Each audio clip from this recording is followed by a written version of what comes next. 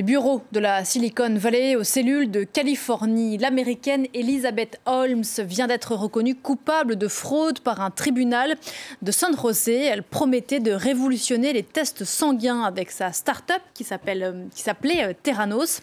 On en parle avec vous ce matin, Lynn Rifaille. Bonjour Lynn. Bonjour Pauline. Elle a 37 ans, Elizabeth Holmes. Elle avait fondé il y a une vingtaine d'années, alors qu'elle était à peine mineure, cette start-up donc, qui promettait, je le disais, de révolutionner la façon de tester le sang, une promesse qui, à l'époque, avait séduit de nombreux investisseurs. En effet, Pauline, l'histoire présentée était belle en effet. Enfant, Elizabeth Holmes avait peur des piqûres d'aiguilles lors des prises de sang. Alors, pour tous ceux qui, comme elle, partagent cette angoisse, elle veut inventer une machine simple et rapide pour permettre de mener des centaines de diagnostics à partir de quelques gouttes de sang seulement prélevées sur le bout du doigt.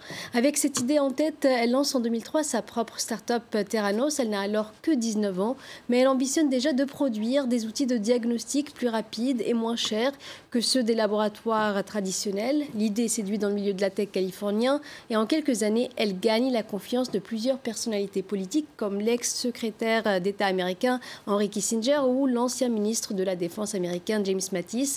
De nombreux investisseurs reconnus sont aussi attirés par son projet, comme le mania des médias Rupert Murdoch qui investit plus de 100 millions de dollars dans Theranos. En tout, elle parvient à lever entre 700 et 900 millions de dollars. En quelques années, l'entreprise est valorisée à 10 milliards de dollars et la fortune de sa fondatrice, qui en est aussi l'actionnaire majoritaire, dépasse les 4 milliards et demi de dollars à ce moment-là. Tout ça une vingtaine d'années. Donc le problème, et c'est bien le problème, c'est que cette machine n'a jamais marché.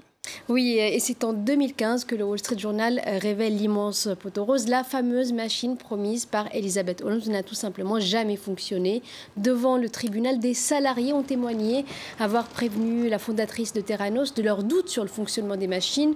D'autres l'ont accusée d'avoir menti à plusieurs reprises à ses équipes et à ses investisseurs. Elizabeth Holmes, elle, se défend en disant que l'entreprise était sur la bonne voie pour atteindre ses objectifs. Et son avocat, lui, a martelé que l'échec n'est pas un crime. Et pour démontrer la bonne foi de sa cliente, il a rappelé qu'elle n'avait jamais vendu une part de sa société. Des explications qui n'ont pas convaincu l'accusation.